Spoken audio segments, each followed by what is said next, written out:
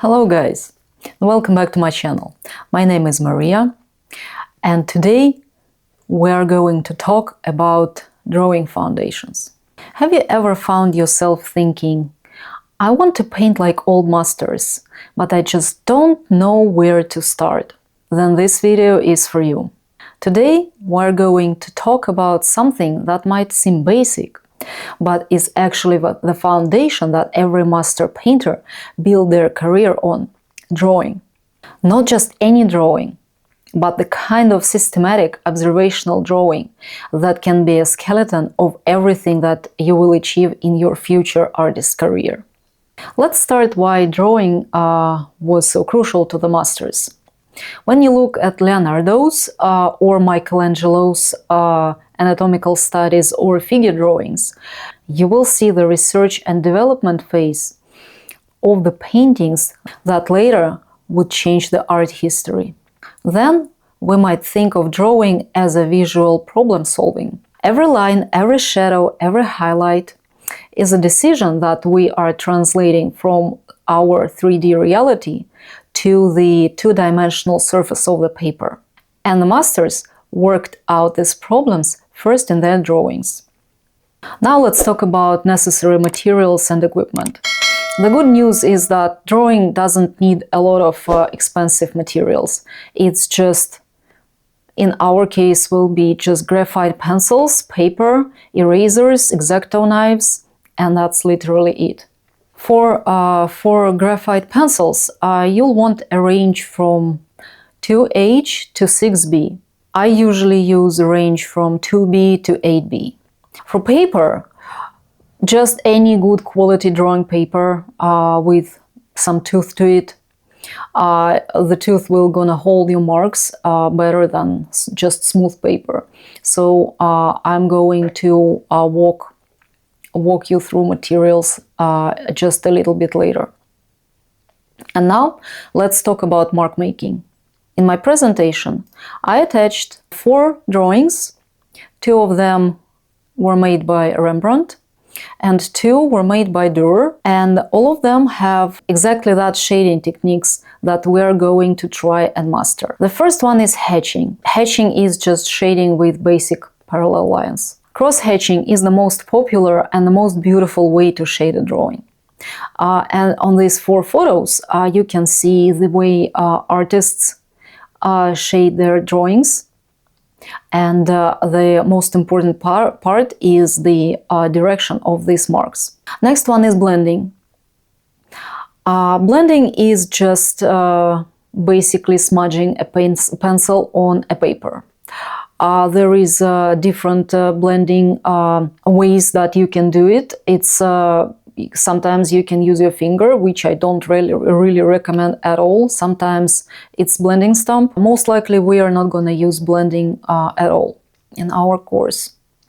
Then goes smudging. Smudging is basically the same as blending, but we're using our fingers. I strongly not recommend that because even very clean fingers have a little bit of oil residue, and paper and oil, they don't really come together very well, and it's gonna make just not very beautiful spots that will not be erasable. And then we're going to talk about contouring, and I will talk about this way of shading and mark making just a little bit later. So now, if you're thinking this is exactly a kind of systematic approach I've been looking for, I'm developing a comprehensive classical training program where we talk more about each of these concepts with structured exercises and my feedback. I'm gonna tell you more about this at the end of this video. Let's go back to foundations. A lot of artists have difficulties with proportions, and there is a lot of ways how to ensure the accuracy. One of these methods is comparative measurements. You are constantly asking, how does this width compare to that height? How does this angle relate to vertical? Where does this line fall into relation with that landmark? So in traditional ateliers, students learn to use plumb lines. It's basically a piece of thread with a weight, and they hold it like that, and gravity makes the thread absolutely vertical. This is how they compare the vertical lines, but actually human eye is very well trained to see verticals and horizontals, so I don't use it. I just use sometimes my palm or sometimes my pencil. I see when I hold it absolutely horizontally or it's a little angle. The same about vertical. I can tell that this line is vertical or that it is tilted a little bit. By comparing angles of the objects that we draw to vertical or horizontal lines, we can ensure accuracy of this drawing. On this slide you can see I drew verticals and horizontals with red lines and angles of outlines of this eggplant in blue lines. And this is how we try to ensure the right angles of every single object and every single outline that we're gonna draw. And once again, we're gonna talk about it later. The other thing to ensure proportions is comparative measurements, as I already mentioned, and we are using usually more narrow side of the object. For example, in the case of this spoon, it is going to be the width of I have no idea how to call this round thing that we are eating from. So we are measuring, holding our pencil certain way. We're using the width as a unit of measurement, and now you can see that 1 unit goes 3 times into the length of the spoon. This is how we see exact proportions. With if you are trying to copy photos, that is of course much easier, but in case of drawing from life, we will have to first eyeball proportions and then to check it with measurements that I'm gonna show you guys later. Okay, let's move on. One more thing that I wanted to talk about is progressive steps of an academic drawing, from initial lay-in to finished drawing. To start, we need to first establish our shapes and proportions. Then we're gonna find the big value patterns, the lightest lights and the darkest darks. And then we're gonna start with very light tone to cover the most darkest parts of our future drawing. And then we progressively build these values on top of each other, layer by layer, until the point when we think that the drawing looks like the object that we see in front of us.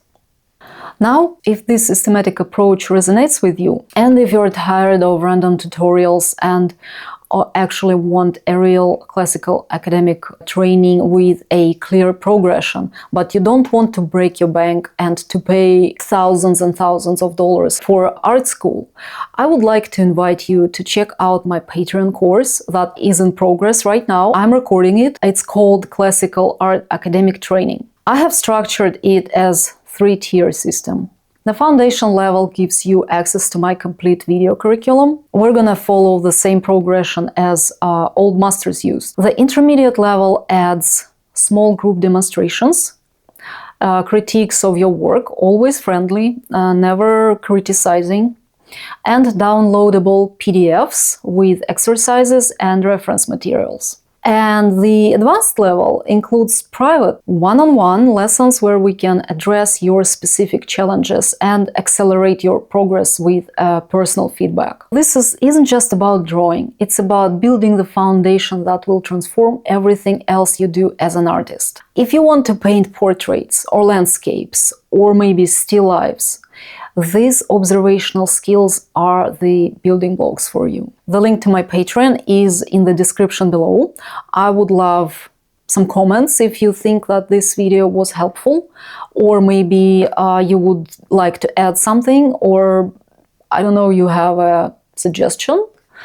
And please hit that subscribe button and notification bell so you don't miss the next video. Thank you for watching, and the next video will be about measuring and proportions. Until then, keep drawing!